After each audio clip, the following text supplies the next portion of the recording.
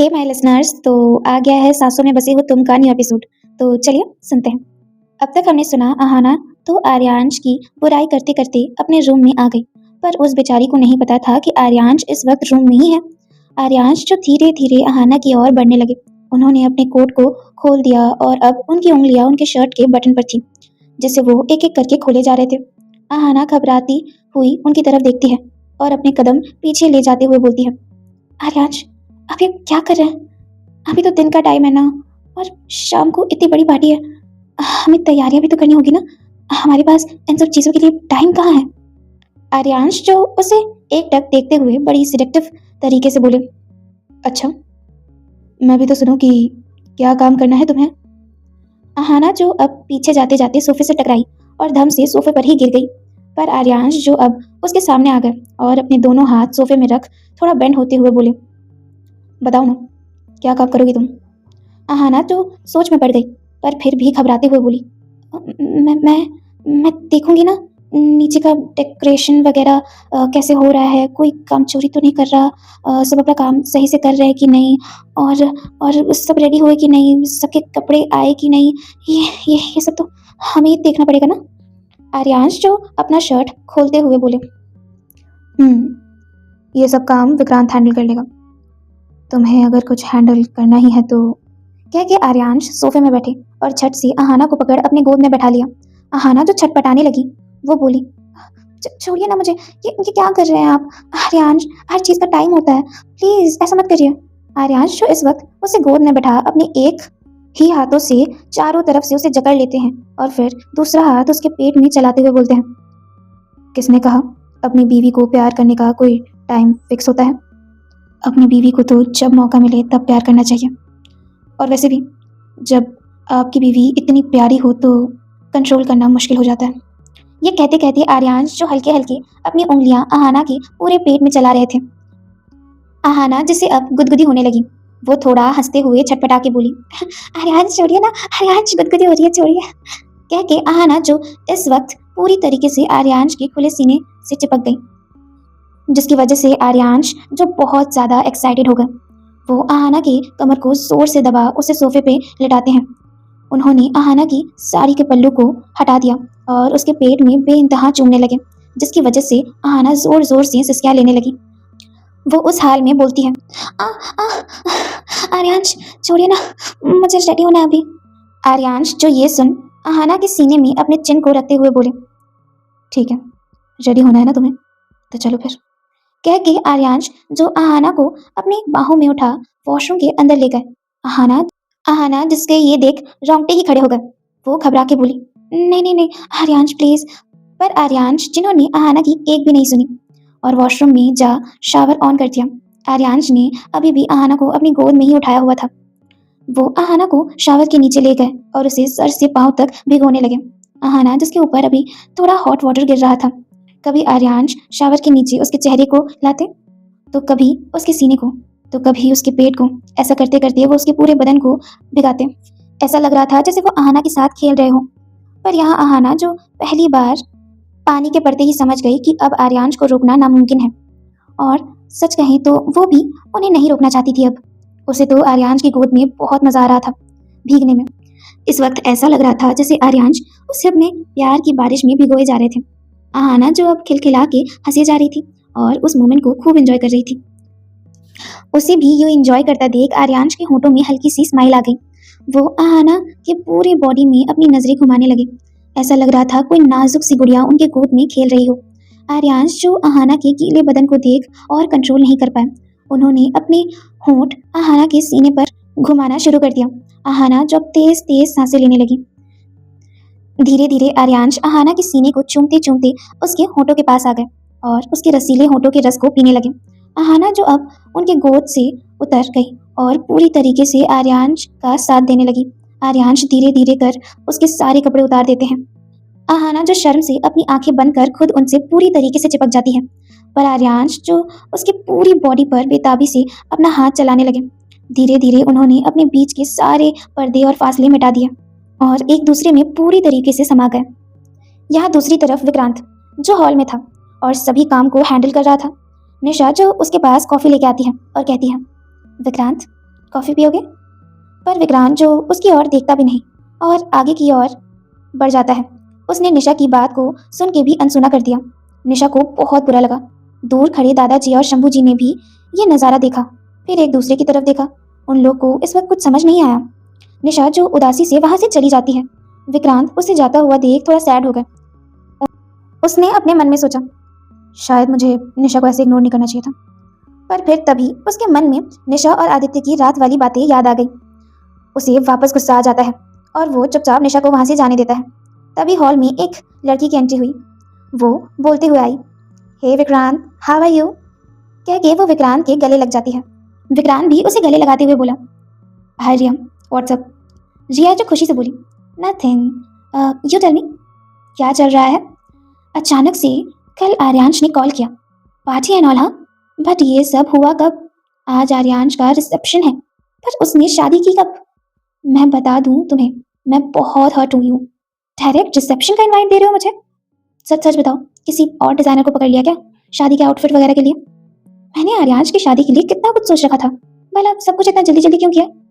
विक्रांत हंसते हुए बोला, नो वे रिया, एक्चुअली शादी के टाइम बहुत रश था और शादी भी काफ़ी सिंपल से हुई थी, पर आज रिसेप्शन होगा, वो भी बहुत ग्रैंड। इसीलिए तो हमने तुम्हें कांटेक्ट किया, बिकॉज हम जानते हैं कि यू आर दी बेस्ट। रिया ये सुन खुश हो गई और बोली, ओके, मैं अपनी पूरी लेटेस्ट कलेक्शन के साथ आई हूँ, तुम जल्दी से अपने कपड़े डिसाइड करो। रिया ने अपने स्टाफ को कहा, बाकी लोगों के भी कपड़े सिलेक्ट करवा दो। ध्यान रहे, ये आर्यांश ओबेरॉय की पार्टी है, सबके कपड़े ऐसे होने चाहिए जिसे देखे तो लोग बस देखते ही रह जाए। वहाँ दो स्टाफ थे, एक लड़का और एक लड़की। दोनों कुछ कपड़ों के साथ एक एक करके सबके रूम में जाने लगे। रिया जो विक्रांत को खुद अपने हाथों से अपनी एक एक डिजाइनर आउटफिट्स दिखा रही थी। तभी निशा जो वापस हॉल में आई, उसने देखा कि विक्रांत जो अभी इस वक्त एक लड़की के काफी क्लोज खड़ा था और दोनों मिलकर कुछ बातें कर रहे थे और खूब हंसे जा रहे थे। निशा को ये देख थोड़ी जलन हुई और गुस्सा भी आया, पर उसने कुछ नहीं कहा। वो चुपचाप थोड़े गुस्से में अपने रूम की ओर चली गई। यहाँ विक्रांत जो रिया को बोला, हे रिया, सिर्फ मेरे लिए ही आउटफिट्स लाई हो क्या? इस पार्टी की जान हमारे भाई और भाभी के लिए कुछ लाई हो या नहीं? रिया हंसते हुए बोली, ओह कम ऑन, तुम्हारे भाई और भाभी को मैं भूल सकती हूँ क्या? आखिरकार ये उनकी ही तो पार्टी है। एंड डोंट वरी, आर्यांश ने पहले ही अपने और आहाना के आउटफिट्स डिसाइड कर लिए हैं। बट तुम तो जानते हो, आर्यांश बॉस के कमरे में जाने के लिए मुझे उनकी परमिशन की जरूरत पड़ेगी। उनका मैसेज आते ही मैं उनके आउटफिट्स लेकर उनके पास चली जाऊंगी, पर फिलहाल तुम अपने आउटफिट्स की चिंता करो। पर तभी रिया को एक मैसेज आया। रिया बोली, सी, आर्यांश कॉल में, अब मैं जाती हूँ, ओके, तुम खुद ही डिसाइड करो कि तुम्हें क्या पहनना है, बाय। अच्छा सा आउटफिट चूज करना अपने लिए, कह के रिया आर्यांश के कमरे की ओर चली गई। विक्रांत जो एक राहत भरी सांस ले बोले, फाइनली चली गई। विक्रांत जो वहां थोड़ी देर और हॉल में रुका और बाकी सारी डेकोरेशन और सारी चीजों को संभाल थोड़ी देर बाद अपने रूम में जा रेडी होने लगा। निशा का कमरा, इस वक्त रिया की लेडी स्टाफ उसके कमरे में थी। उसने कहा, मैम, आप कौन सी ड्रेस पहनेंगी और कैसा मेकअप करेंगी? निशा के दिमाग में इस वक्त सिर्फ विक्रांत की बेरुखी वाला बर्ताव ही चल रहा था। वो उस लेडी की बात सुन बोली, मुझे प्लीज ऐसे रेडी करिएगा ना कि जो भी देखे बस देखता ही रह जाए। ये सुन वो लेडी हल्का सा मुस्कुराते हुए बोली, मैम, आप तो पहले से ही इतनी ब्यूटीफुल हैं, पर फिर भी आज मैं आपको ऐसे सजाऊंगी ना कि पार्टी में सभी लोग बस आपको ही देखते रह जाएंगे। उस लेडी ने निशा को अपने हिसाब से कपड़े सजेस्ट किए और उसका मेकअप भी अपने हिसाब से ही किया। ऐसे ही सब लोग अपने अपने कमरे में तैयार हो रहे थे। कुछ देर बाद शाम हो गई और पार्टी का वक्त शुरू हो गया। विक्रांत जो सबसे पहले रेडी होकर पार्टी में आ जाता है और सभी गेस्ट को वेलकम करने लगता है। पार्टी जो काफी ग्रैंड थी, बहुत सारे बड़े बड़े बिजनेसमैन और कुछ कुछ पॉलिटिशियन भी उस पार्टी को अटेंड करने आए थे। सब पार्टी एंजॉय कर रहे थे। तभी उस पार्टी की शान आर्यांश ओबेरॉय की एंट्री हुई। आर्यांश जो सीढ़ियों से किसी राजा की तरह चल के नीचे आ रहे थे। उन्होंने ब्लैक कलर की डिजाइनर टक्सीडो पहनी हुई थी, जिसमें वो बहुत ज्यादा चार्मिंग और हैंडसम लग रहे थे। वो इतने अट्रैक्टिव लग रहे थे कि पार्टी में कुछ लड़कियां खुद में बातें करते हुए बोली, वाओ, मिस्टर आर्यांश ओबेरॉय कितने ज्यादा हैंडसम है ना। मुझे तो बहुत बुरा लग रहा है कि इतने हैंडसम आदमी ने इतनी जल्दी शादी कर ली। सच, वो लड़की तो बहुत लकी है जिसकी इनसे शादी हुई है। आर्यांश को नीचे आता हुआ देख विक्रांत उसके पास आए और गले लगाते हुए बोले, वेलकम भाई, आज आप बहुत डैशिंग और हैंडसम लग रहे हैं। आर्यांश जो कहते हैं, मैं इतने टाइम से इस दिन का वेट कर रहा था। आज फाइनली मुझे मेरी लाइफ में सब मिल गया। तुम भी बहुत जिम्मेदार हो गए हो।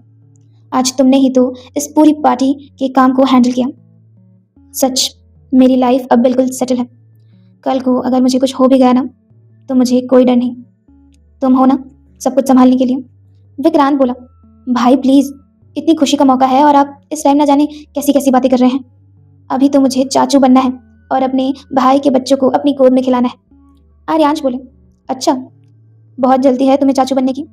तुम्हारे चाचू बनने से पहले मैं तुम्हारे सर पे अपने हाथों से सेहरा सजाऊंगा। आखिर मैं भी उस दिन का इंतजार कर रहा हूँ कि मेरा छोटा भाई जब दूल्हा बनेगा तो कैसा लगेगा। विक्रांत से एक पल के लिए निशा का ख्याल आया, पर वो उस बात को टालते हुए बोला, कम ऑन भाई, मैं इतनी जल्दी शादी वगैरह और। पर ये कहते कहते ही उसके शब्द जो जबान में ही अटक के रह जाते हैं। आर्यांश जो उसे यूं अचानक चुप होते देख उसकी नजरों का पीछा करते हैं। उन्होंने देखा कि सामने से निशा आ रही थी। आज निशा ने रेड कलर की शिफॉन की साड़ी पहनी हुई थी। वो बहुत ज्यादा सुंदर और हसीन लग रही थी। विक्रांत की नजर तो उस ओर से हट ही नहीं रही थी। निशा, जिसे इस वक्त उसकी कॉलेज की सहेलियों ने घेर लिया और उससे बातें करने लगी, जिसकी वजह से विक्रांत को निशा का चेहरा अब अच्छे से दिख नहीं रहा था। उसने अपने चेहरे को थोड़ा ऊपर नीचे कर उसे देखने की कोशिश की। तभी उसकी नजर आर्यांश पे गई, जो इस वक्त उसे अजीब नजरों से देख रहे थे। विक्रांत को होश आया और वो आर्यांश की ओर मुंह कर खड़ा हो गया। आर्यांश जो उसे यूं घबराते हुए देख उसके कंधे पर अपना एक हाथ रखते हुए बोले, तुमने अपनी लाइफ का बेस्ट डिसीजन लिया है, बट कन्फेशन करने में ज्यादा लेट मत करना। कह के आर्यांश उसके कंधों को थपथपा वहां से चले जाते हैं। विक्रांत जो आर्यांश की बातों को समझ रहा था, वो भी अपने मन में बोला, यस विक्रांत, भाई बिल्कुल सही कह रहे हैं। ज्यादा देरी नहीं करनी चाहिए। मुझे अपने दिल की बात निशा को अब बता ही देनी चाहिए, और मैं ये काम आज ही करूंगा। कह के वो अपनी जेब में रखी उस रिंग की बॉक्स को थोड़ा कस के पकड़ता है और खुद को थोड़ी हिम्मत दे कहता है, यस विक्रांत, तुम भी कर सकते हो। देखना, सब अच्छा ही होगा। विक्रांत थोड़ी खुशी से निशा की ओर बढ़ने लगा, पर तभी निशा के पास आदित्य आता है और उसे गले लगाते हुए बोलता है, हे निशा, मैंने कन्फेस कर दिया। आज मेरी लाइफ का बेस्ट डे है, तुझे पता है। She said yes. निशा जो ये सुन आदित्य को वापस गले लगा के बोली, I am so happy for you आदि, फाइनली तूने बोल ही दिया। विक्रांत जो ये देख थोड़ा दुखी हो जाता है। वो उन लोग की ये सारी बातें सुन नहीं पाता। उसे लगने लगा कि शायद निशा और आदित्य अब साथ में हैं। वो चुपचाप अपने कदम पीछे ले वहां से चला जाता है। उसका दिल और कन्फेस करने का हौसला दोनों ही पूरी तरीके से टूट गया था। ये सारा नजारा आर्यांश ने देखा। उन्हें भी अपने भाई के लिए बुरा लगा, पर वो इस मामले में कर भी कह सकते थे। यहाँ दादाजी और शंभू काका भी पार्टी में आए। दोनों ने ही इस वक्त जयपुरी कोट पहना हुआ था और वो दोनों इस वक्त बहुत ज्यादा अच्छे लग रहे थे। शंभू जी पार्टी की डेकोरेशन को देखते हुए बोले, दयाल, ये पार्टी तो बहुत बड़ी है। सब लोगों ने तो कितने अच्छे अच्छे कपड़े पहने हुए हैं, देखो। दादाजी बोले, शंभू, हम भी बहुत अच्छे लग रहे हैं और पार्टी तो शानदार होगी ही, हमारे जमाई राजा ने जो रखी है। तभी उन दोनों के पास निशा आती है। निशा को देख दादाजी बोले, ओ हो, क्या बात है, मेरी बच्ची तो बिल्कुल किसी हीरोइन की तरह लग रही है। शंभू काका भी बोलते हैं, बिल्कुल सही कहा आपने दयाल, निशा तू बड़ी खूबसूरत लग रही है, बिल्कुल किसी हीरोइन की तरह। निशा उन दोनों को गले लगाते हुए बोली, थैंक यू सो मच दादाजी एंड शंभू काका। आप लोग को पता है, मैं आज बहुत बहुत बहुत खुश हूँ। आज अहाना के लिए बहुत बड़ा दिन है। फाइनली अब उसके सारे सपने पूरे हो गए। मैं उसके लिए सच में बहुत खुश हूँ। दादाजी निशा को प्यार से कहते हैं, हम भी अहाना के लिए बहुत खुश हैं। बस तेरी चिंता है, तू भी ढूंढ ले अपने सपनों का राजकुमार। हमें अब बस तेरी शादी का ही इंतजार है। निशा जो ये सुन सामने खड़े विक्रांत की ओर देखने लगी, जो इस वक्त कुछ लोगों से बातें कर रहा था। दादाजी और शंभू काका की नजर उस ओर गई। शंभू काका दादाजी के कान में धीरे से बोले, मुझे तो लगता है अपनी निशा ने भी अपने राजकुमार को ढूंढ लिया। दादाजी जो ये सुन मुस्कुरा के हाँ का इशारा करते हैं। तभी उन लोगों के पास आर्यांश आए। उन्होंने कहा, कैसी लगी आप लोग को पार्टी?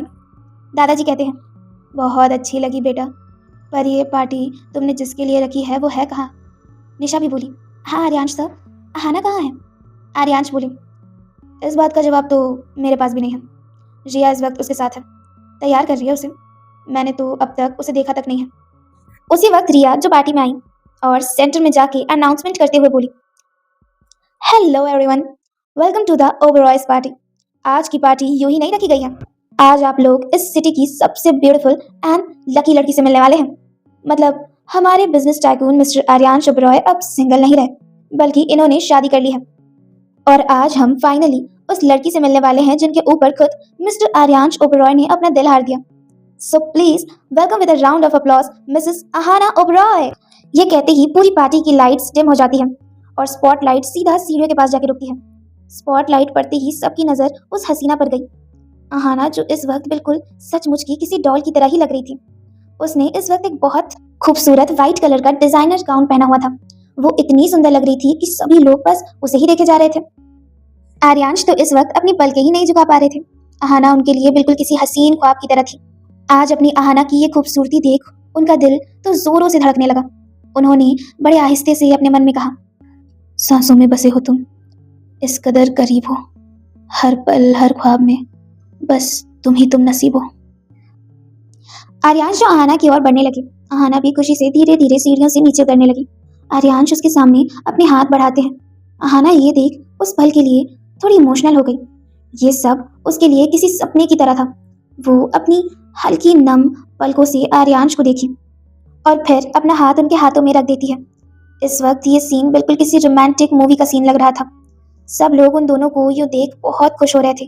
दादाजी बोले, निशा, शंभू, तुम लोग देख रहे हो ना मेरी बच्ची कितनी खुश है आज। मैं भगवान का जितना शुक्रिया करूं उतना कम है। उन्होंने मेरी बच्ची की जिंदगी में सचमुच किसी राजकुमार को भेज दिया जो उसके सारे सपने पूरे कर रहा है। थैंक यू भगवान जी। बस ये दोनों ऐसे ही जिंदगी भर साथ और खुश रहें। इसके आगे मुझे और कुछ नहीं चाहिए अपनी जिंदगी से। निशा और शंभू मुस्कुरा के उन लोग की तरफ देखने लगे। विक्रांत के आंखों से तो हल्का सा पानी ही छलक गया। अपने भाई को खुश देख वो भी बहुत ज्यादा खुश था। विक्रांत के आंसुओं को निशा ने देख लिया। वो हल्का सा मुस्कुराई और विक्रांत के पास चली गई। उसने अपनी मीठी आवाज में कहा, विक्रांत, संभालो खुद को। कह के उसने अपने एक हाथ विक्रांत के कंधे पर रखा। विक्रांत जो निशा की ओर देख स्माइल करता है। निशा भी मुस्कुराने लगी। आर्यांश जो अब आहाना को अपने सारे गेस्ट से मिलवाने लगते हैं। बाकी लोग भी अपनी पार्टी को एंजॉय कर रहे थे। तभी पार्टी में एंट्री होती है मिस्टर कपूर की। उनके आते ही आहाना जो उन्हें सबसे पहले देख लेती है। उन्हें वहां देख उसे थोड़ा अजीब लग रहा था। उसे थोड़ी घबराहट भी महसूस होने लगी। पर मिस्टर कपूर जो बेबाकी से आहाना और आर्यांश की ओर फूलों का गुलदस्ता ले बढ़ने लगे। उनके बढ़ते कदमों को देख आहाना ने आर्यांश के बाजुओं को थोड़ा टाइटली पकड़ लिया। आर्यांश जो आहाना की ये टाइट पकड़न महसूस कर उसे देखते हैं। आहाना भी उन्हें देखते हुए बोली, आर्यांश, दिव्या के फादर आए हैं। आर्यांश जो सामने मिस्टर कपूर को आते हुए देख बहुत खुश हो गया। वो उनकी ओर बढ़ने लगे। अब आहाना के हाथों से आर्यांश का हाथ छूट गया। उसे बहुत अजीब सी फीलिंग होने लगी। पर इस तरफ आर्यांश जो मिस्टर कपूर को गले लगाते हुए बोले, thank you so much uncle party में आने के लिए। आपको देख के मुझे बहुत खुशी हो रही है। निशा जो आहाना को थोड़ा परेशान देख उसके पास चली गई और बोली, क्या हुआ, घबराई हुई क्यों लग रही है? आहाना जो निशा को देख बोली, निशा, दिव्या के डैड है यहाँ पे। निशा बोली, मैं समझ सकती हूँ आहाना कि तुझे इस वक्त कैसा लग रहा है, पर डोंट वरी, मिस्टर कपूर अपनी बेटी की तरह बिल्कुल नहीं है। वो एक बहुत अच्छे इंसान है और आर्यांश सर भी उन्हें बिल्कुल अपने फादर की तरह मानते हैं। तू किसी भी चीज़ की टेंशन मत ले। अब कुछ गलत नहीं होगा तेरी जिंदगी में, बस अब सब अच्छा अच्छा ही होगा। आहाना निशा को देख बोली, शायद तू ठीक कह रही है, मुझे ये सब नहीं सोचना चाहिए। मिस्टर कपूर वाकई एक बहुत अच्छे इंसान है। तभी विक्रांत भी आहाना के पास आके बोलता है, भाभी आप बहुत अच्छी लग रही हैं। वैसे आपको पार्टी कैसी लगी? आहाना थोड़ा स्माइल करके बोली, बिल्कुल आपकी जैसी, बहुत अच्छी। तभी उन तीनों के बीच आदित्य आके बोला, आहाना तू बहुत अच्छी लग रही है आज, यार एकदम किसी गुड़िया की तरह लग रही है आज तो तू बिल्कुल। आहाना हंस के बोली, थैंक्स आदि, वैसे तुम कब आए? आदित्य बोला, वाह बेटा, जैसे तूने इनवाइट किया था ना, अपनी तो निशा ही है, उसने मुझे कहा था पार्टी में आने के लिए, तूने नहीं कहा था। ये सुन विक्रांत को थोड़ा गुस्सा आया। वो आदित्य को टॉन्ट मारते हुए बोला, कमालन, तुम्हें भाभी ने इनवाइट तक नहीं किया और तुम आ गए। विक्रांत की यह बात सुन उन तीनों को थोड़ा अजीब लगा। तभी आहाना जो बात को संभालते हुए बोली, अब सही कहा विक्रांत। देख आदि, उसके लिए आई एम सो सॉरी कि मैंने तुझे खुद इनवाइट नहीं किया। बट मैं बता दूं कि निशा को भी मैंने ही कहा था कि वो तुझे पार्टी के लिए इनवाइट कर ले। आदित्य जो थोड़ा स्माइल कर विक्रांत की ओर देखते हुए बोला, हाँ है ना, बताया था मुझे निशा ने, नहीं तो मैं बिना बुलाए किसी की भी पार्टी में नहीं आता। तभी निशा जो माहौल थोड़ा ठीक करते हुए बोली, अब छोड़ो ना ये सब, हाँ ना, मुझे और आदि को तुझे ना एक बहुत इंपॉर्टेंट और गुड न्यूज़ देनी है। हाँ ना बोली, अच्छा क्या बताना है? विक्रांत अपने मन में सोचता है। लगता है निशा अपने और इस आदित्य के रिलेशन के बारे में भाभी को बताने जा रही है। मुझे यहाँ नहीं रुकना चाहिए। ये सोच विक्रांत वहां से चुपचाप चला जाता है। उसे यूं अचानक जाता देख आदित्य बोला, यार प्रॉब्लम क्या है इस आदमी की, हर टाइम बस मुंह बना के रहता ही है, क्यों? निशा बोली, आदित्य प्लीज, विक्रांत हमेशा बहुत खुश रहता है, पक्का कोई बात होगी जो उसे परेशान कर रही है, इसीलिए उसने ऐसा रिएक्ट किया, समझे? आहना निशा को शांत कराते हुए बोली, ओके बाबा समझ गए हम लोग, तो इतना गुस्सा क्यों कर रही है? तभी आदित्य बोला, अरे बाबा छोड़ो ना ये सब, निशा वो बात तो बता आहाना को। ये सुन के शॉक हो जाएगी। आहाना बोली, कौन सी बात है बता भी दो यार। निशा जो थोड़ा स्माइल के साथ बोली, तो सुन, हमारे आदि अब आदित्य से आदू बन चुके हैं। ये बंदा ना अब सिंगल नहीं रहा, रिलेशनशिप में आ गया है, रिलेशनशिप में। आहाना हैरानी से बोली, व्हाट? मुझे 2 दिनों से लग ही रहा था कि तुम दोनों के बीच कुछ तो चल रहा है, पर ये बात थी क्या? आदित्य और निशा ये सुन थोड़ा जोर से बोले, ओए। आदित्य कहता है, पागल हो गई है क्या तू पूरी? अरे निशा बोलना चाहती है कि मैं रिलेशनशिप में आ गया हूँ, मेरी लाइफ में कोई स्पेशल वन आ गई है, मैं और निशा का रिलेशनशिप स्टार्ट हुआ है, ये नहीं बोल रही थी वो। We are just good friends यार, ये बात अब तुझे बतानी पड़ेगी क्या हमें? निशा भी बोली, हाँ आना, तू भी ना क्या क्या सोचती रहती है। आना आंखें बड़ी कर बोली, उप्स सॉरी सॉरी सॉरी, वो तुम लोग कुछ दिन से कुछ ज़्यादा क्लोज आ रहे थे ना, और एक साथ कुछ ज़्यादा ही टाइम स्पेंड कर रहे थे, तो इसीलिए मुझे शक हुआ। अब पर आई एम सो सॉरी। पर आदित्य मैं तेरे लिए बहुत बहुत बहुत खुश हूँ। चल फाइनली तेरी लाइफ भी सेट हो गई, आ गई तेरी लाइफ में भी तेरी कोई स्पेशल वन। ये सुन आदित्य थोड़ा ब्लश करने लगा। उसे ये ब्लश करता देख निशा और आहाना उसे मिलकर और ज्यादा छेड़ने लगी। उन लोग की इस हरकत को बार काउंटर में बैठे विक्रांत देख रहा था। वो एक शॉट लेते हुए बोला, अब कुछ नहीं हो सकता, अब कुछ नहीं हो सकता विक्रांत, मैंने निशा को खो दिया है, अब वो किसी और से प्यार करती है, वो मुझसे प्यार नहीं करती। यह निशा जिसकी नजर विक्रांत पर ही टिकी हुई थी, उसे ये ड्रिंक करता देख निशा को अच्छा नहीं लग रहा था। तभी आहाना की नजर निशा के ऊपर गई। आहाना नोट कर रही थी कि निशा कैसे एकटक विक्रांत को देखे जा रही है। उसे काफी दिनों से विक्रांत पर तो शक था, पर आज निशा पर भी शक होने लगा। उसी वक्त आर्यांश मिस्टर कपूर के साथ आहाना के पास आए। उनके आते ही आहाना का ध्यान अब मिस्टर कपूर की ओर गया। उन्हें देख आहाना अपने हाथ जोड़ के कहती है, नमस्ते अंकल। मिस्टर कपूर जो उसके सर पे हाथ रख बोले, खुश रहो। आहाना मुस्कुराते हुए बोली, आप यहाँ आए हमें बहुत अच्छा लगा, कैसा चल रहा है सब कुछ? तभी मिस्टर कपूर कहते हैं, अब तो सब ठीक हो जाएगा। आहाना को उनकी इस बात का मतलब समझ नहीं आया। वो बोली, क्या मतलब? मिस्टर कपूर हंसते हुए बोले, मतलब तुम्हारी और आर्यांश की खुशहाल जिंदगी देख मुझे बहुत अच्छा लग रहा है, बस ऐसे ही खुश रहना। आहाना जो थोड़ा झूठा मुस्कुरा के उनकी तरफ हाँ का इशारा करती है। उनकी बातें आहाना को बड़ी अजीब लग रही थी। तभी आर्यांश बोले, आइए अंकल, मैं आपको बाकी सब लोगों से मिलवाता हूँ। पर मिस्टर कपूर उसे रोकते हुए बोले, नहीं आर्यांश, मुझे निकलना होगा, मैं एक बहुत इंपॉर्टेंट मीटिंग छोड़ के आया हूँ। वैसे भी थोड़ा टाइम का इशू चल रहा है मेरे पास, मैं तो बस तुम्हारे इस खुशहाल जिंदगी को देखने आया था। खैर अब चलता हूँ। आर्यांश बोले, मैं समझ सकता हूँ कि आप बहुत बिजी रहते हैं, बट फिर भी टाइम निकाल के आने के लिए आपका बहुत बहुत थैंक यू अंकल। आहाना भी बोली, हाँ आप थोड़ी देर और रुकते तो हमें अच्छा लगता। मिस्टर कपूर कहते हैं, कम ऑन, तुम लोग को इतना फॉर्मल होने की ज़रूरत नहीं है, मैं तो तुम लोग की फैमिली जैसा ही हूँ, बट फिलहाल के लिए मुझे निकलना ही होगा, मैं फिर आऊँगा। बाय। कह के मिस्टर कपूर वहाँ से निकलने लगते हैं। उनके चेहरे की स्माइल जो चलते चलते अचानक से थोड़ी डरावनी होने लगी। उनके जाते ही आहाना बोली, सच कितने अच्छे इंसान है ना, आपको कितना मानते हैं। सिर्फ कॉन्ग्रेचुलेशन के बोलने के लिए अपना काम छोड़ के यहाँ चले आए। आर्यांश बोले, अंकल ऐसे ही हैं, बहुत अच्छे। चलो मैं तुम्हें बाकी गेस्ट से मिलवाता हूँ। कह के आर्यांश जो अपने बाकी गेस्ट से आहाना को मिलवाने लगे। यहाँ दूसरी तरफ निशा जो विक्रांत के पास गई। विक्रांत अभी भी ड्रिंक पे ड्रिंक किए जा रहा था। निशा थोड़ा गुस्से में बोली, विक्रांत क्या कर रहे हो तुम? इतना ड्रिंक क्यों कर रहे हो? इतना ड्रिंक करना ठीक नहीं है, स्टॉप इट। पर विक्रांत जो गुस्से में बोला, निशा जाओ यहाँ से, मुझे तुमसे कोई बात नहीं करनी। निशा जो अब उसके सामने आ बोली, क्यों क्यों नहीं करनी मुझसे कोई भी बात तुम्हें? कल से देख रही हूँ मैं, तुम लगातार मुझे इग्नोर किए जा रहे हो। आखिर बात क्या है विक्रांत, मुझे बताओ तो सही, मैंने क्या गलती कर दी है? हम पहले कितने अच्छे फ्रेंड्स थे, तुम भूल गए क्या? विक्रांत जो कुछ नहीं बोलता और वापस ड्रिंक करने लगता है। निशा जो गुस्से में उसके ड्रिंक करने वाले हाथ को पकड़ लेती है और कहती है, विक्रांत स्टॉप इट, मैंने कहा ना इतना ड्रिंक मत करो। विक्रांत ये सुन गुस्से में आ गया।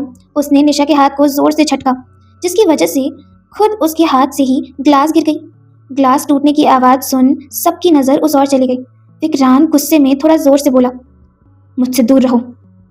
कह के वो वहां से चला जाता है। निशा जिसे इस वक्त बहुत बुरा लग रहा था, वो एक नजर सबकी ओर देखती है और हल्का सा रोते हुए वहां से चली जाती है। आर्यांश और आहाना ये नजारा देख एक दूसरे की तरफ देखे। उन दोनों ने आंखों ही आंखों में कुछ इशारा किया। यहाँ निशा जो बाहर गार्डन में आ गई थी और उस इंसिडेंट को याद कर फूट फूट के रोई जा रही थी। एक तो इतने दिनों से विक्रांत का ये रूखा सा बिहेवियर, जिससे वो पहले ही बहुत ज्यादा हर्ट थी, और आज उसने तो हद ही कर दी। सबके सामने उसने निशा को एम्बैरेस फील कराया। निशा जो विक्रांत के बिहेवियर से बहुत ज्यादा दुखी थी, वो लगातार रोई जा रही थी। तभी उसके कानों में एक आवाज आई, मेरे भाई की तरफ से आई एम सॉरी। निशा जो ये सुन उस ओर देखती है तो आर्यांश जो उसकी ओर आते हुए बोले, विक्रांत को सबके सामने ऐसा बिहेव नहीं करना चाहिए था। निशा जो अपने आंसू जल्दी से पोंछती है और आर्यांश की ओर बढ़ते हुए बोली, इट्स ओके आर्यांश सर, गलती मेरी थी। मैं विक्रांत को ड्रिंक करने से बार बार रोके जा रही थी, शायद इसीलिए उसे थोड़ा गुस्सा आ गया। आर्यांश बोले, इसमें तुम्हारी कोई गलती नहीं है, तुम विक्रांत की सच्ची फ्रेंड हो, तभी तुम उसे ड्रिंक करने से रोक रही थी। विक्रांत ने तुम्हारे साथ गलत किया, तुम टेंशन मत लो, मैं सॉरी बुलवाऊंगा उससे। निशा कहती है, नहीं नहीं प्लीज आर्यांश सर, उससे कुछ भी मत कहिएगा, वो पक्का किसी स्ट्रेस में है आजकल, उसका मूड ही ऐसा रहता है। वो मेरे साथ ना कल से बस रूड बिहेव ही किया जा रहा है, पक्का मैंने ही कोई गलती की होगी, वरना वो सबके सामने मेरे ऊपर ये गुस्सा नहीं करता, मैं जानती हूँ उसे। आर्यांश जो थोड़ा स्माइल कर बोले, तुम्हारी बातें सुन के तो ऐसा लग रहा है कि तुम विक्रांत पे बिल्कुल भी गुस्सा नहीं हो, पर अगर तुम्हारी जगह कोई भी होता तो उस पर बहुत गुस्सा करता। ऐसे किसी की गलती को इग्नोर कर खुद उसी की चिंता करना, ये तो लोग प्यार में करते हैं। निशा जो ये सुन अपनी आंखें इधर उधर कर अपनी पलकें झुका लेती है। उसे यूं चुप देख आर्यांश उसके जज्बातों को समझ जाते हैं। वो उसके सर पर अपना हाथ फेरते हुए कहते हैं, जब आंखें सब कह दे तो चुप रहने का कोई फायदा नहीं होता। अपने दिल की बात यूं दिल में दबाना सही नहीं। आहाना को बताया इस बारे में तुमने? निशा जो ये सुन रोने लगी। यहाँ विक्रांत का कमरा। विक्रांत जिसने गुस्से और गिल्ट में अपने रूम की आधे से ज्यादा चीजों को तोड़ फोड़ के रख दिया था, वो गुस्से में खुद से ही बोला, ये मैंने क्या किया? सबके सामने निशा की इंसल्ट कर दी। अब वो मुझसे नफरत करेगी। मैं आज उसकी दोस्ती भी खो बैठा हूँ। I hate my self, I hate my self, I hate my self. कहते कहते विक्रांत जो अपने रूम की चीजों को वापस तोड़ने लगा। तभी उसे एक आवाज आई, गलती करके पछताने का ये कौन सा नया तरीका है देवर जी? विक्रांत उस ओर देख बोले, भाभी अब? आहाना जो उसके कमरे के अंदर आते हुए बोली, हाँ मैं। क्यों नहीं आना चाहिए था? विक्रांत अपनी नजरें नीचे झुका धीरे से कहा, नहीं भाभी, वो आहाना कहती है तुम निशा को पसंद करते हो, है ना? विक्रांत ये सुन चौंक के आहाना की ओर देखता है। उसने कहा, भाभी? पर आहाना जो वापस बोली, अरे बुद्धू लड़के, मैं क्या, कोई भी बोल देगा कि तुम निशा को लाइक करते हो। तुम्हारी ये जो दो आंखें हैं ना, वो सब बयां कर देती हैं। और वैसे भी तुम पर मेरी काफी दिन से नजरें थी। जिस तरीके से तुम निशा को देखते रहते हो, उससे बातें करते हो, आदित्य और निशा को साथ देख चलने लगते हो, सब कुछ बहुत अच्छे से नोट कर रही थी मैं। आप अपने मुंह से बताओ, सही कह रही हूं ना मैं? करते हो ना तुम निशा को पसंद? विक्रांत जो अपने चेहरे को घुमाते हुए बोला। भाभी, क्या आप मेरा मजाक उड़ाने आई हैं? आहाना ये सुन थोड़ा गुस्से में बोली। कैसी बातें कर रहे हो तुम? विक्रांत, क्या तुम्हारे लिए किसी को प्यार करना मजाक होता है? विक्रांत जो आहाना की ओर देखते हुए बोला। नहीं भाभी, प्यार मजाक नहीं होता है, पर हाँ, एक तरफा प्यार बस मजाक का लायक ही होता है। आहाना हैरानी से बोली। एक तरफा? तुमने क्या निशा को अपने दिल की बात बता दी? उसने तुम्हें मना कर दिया क्या? विक्रांत हंसते हुए बोला। मैं क्यों कहूँगा उसे अपने दिल की बात, जब मुझे ऑलरेडी उसके दिल के हाल पता है। आहाना बोली। अच्छा, बताओ तो जरा मुझे भी कि क्या है उसके दिल का हाल। विक्रांत ताना कसते हुए बोला। जैसे आपको नहीं पता भाभी। आहाना थोड़ा गुस्से में बोली। विक्रांत गोल गोल बातें मत घुमाओ, मुझे सीधे सीधे और साफ साफ बताओ, ऐसी कौन सी बात है जो तुम्हें इतना डिस्टर्ब कर रही है? मुझे जानना है कि तुम निशा के बारे में क्या सोच रहे हो। विक्रांत हंसते हुए बोला। भाभी, निशा और आदित्य एक दूसरे से प्यार करते हैं। मैंने अपने कानों से सुना है। इनफैक्ट उन लोगों ने आज आपको अपने रिलेशनशिप के बारे में बताया भी है। फिर भी आप मुझसे पूछ रही हैं? सब कुछ जानने के बाद भी आप मुझसे क्या सुनना चाहती हैं? आहाना ये सुन अपना सर पीटते हुए बोली। विक्रांत, तुम पागल हो क्या? खुद में ही इतना कुछ सोच लिया? अरे बेवकूफ लड़के, निशा और आदित्य एक दूसरे से प्यार नहीं करते। निशा तो बेचारी आदित्य की मदद कर रही थी, उसे उसके प्यार से मिलवाने के लिए। आदित्य ने आज ही अपनी पसंद की लड़की को प्रपोज किया, जिसकी वजह से वो दोनों रिलेशनशिप में आ गए। यही वो दोनों मिलकर मुझे बता रहे थे। निशा तो बस आदित्य के रिलेशनशिप को बढ़ाने के लिए उसकी हेल्प कर रही थी।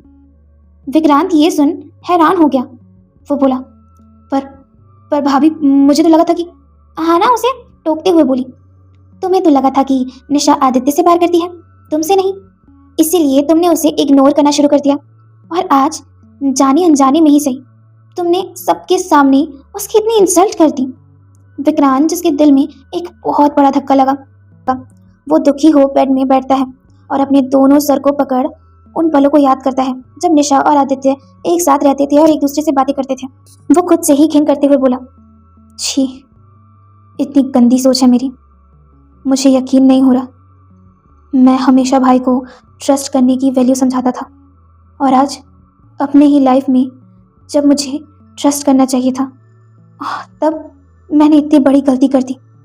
मैंने निशा पर शक किया, उस पर बिल्कुल ट्रस्ट नहीं किया, अपने प्यार पे बिल्कुल ट्रस्ट नहीं किया। खुद में ही सारी बातें सोच उससे दूर होने लगा। कैसे कर सकता हूँ मैं ये सब? तभी आहाना जो उसके पास बैठते हुए बोली। कोई बात नहीं विक्रांत, अब तो तुम्हें सब कुछ पता चल गया है ना, अभी भी कुछ नहीं बिगड़ा है। वैसे मैं एक बात कहूँ, मुझे पर्सनली ऐसा लगता है कि शायद निशा भी तुम्हें पसंद करती है। तुम्हें और देर नहीं करनी चाहिए और निशा के सामने जाके कन्फेस कर देना चाहिए दैट यू लव हर। विक्रांत जो आहाना को देख इमोशनल होके बोला। भाभी, आप सच कह रही है ना? क्या सच में आपको लगता है कि निशा भी मुझे पसंद करती है? आहाना उसके गालों को हल्का सा दबाते हुए बोली। हाँ मेरे प्यारे से देवर जी, मुझे सच में लगता है कि निशा आपको पसंद करती है। विक्रांत जो अपने जेब से उस रिंग बॉक्स को निकालता है और उसे खोल उस रिंग की ओर देखते हुए बोलता है। तो ठीक है भाभी, अब मैं एक पल के लिए भी देरी नहीं करूंगा, आप चलिए मेरे साथ। कह के विक्रांत जो आहाना के साथ बाहर जाने लगा, पर वही दूसरी तरफ निशा जो आर्यांश के सीने में अपना सर रख रोए जा रही थी, और आर्यांश उसके माथे को थपथपाते हुए बोले। बस निशा, कितना रोगी?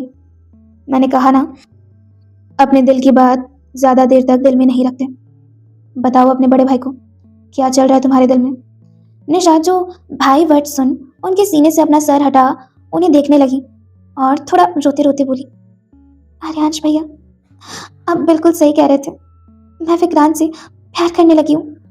मुझे उससे कब प्यार हुआ ये तो नहीं पता, पर हाँ, मैं उससे सच में बहुत प्यार करती हूँ। आहाना को ये बात बताने से पहले मैं अपने दिल की सारी बातें विक्रांत को बताना चाहती थी, क्योंकि मुझे भी लगने लगा था कि जो मैं उसके लिए फील करती हूँ वो भी मेरे लिए वैसा ही फील करता है। पर पता नहीं उससे अचानक से क्या हुआ है, वो मुझे इग्नोर कर रहा है, मेरी किसी भी बात का जवाब नहीं देता। इनफैक्ट आपने देखा ना, उसने कितनी रूडली बात की मुझसे। मैंने सोचा था कि जैसा मैं उसके लिए फील करती हूँ वैसा वो मेरे लिए फील नहीं करता शायद। इसीलिए मैंने ये बात किसी से नहीं कही, क्योंकि अगर मैं ये बात कहती तो शायद मैं उसकी अच्छी दोस्त भी नहीं रहती और रिश्तों में भी इस बात का बहुत इम्पैक्ट पड़ता। इसीलिए मैं चुप रही। आर्यांश बोले, और सब कुछ सहती गई।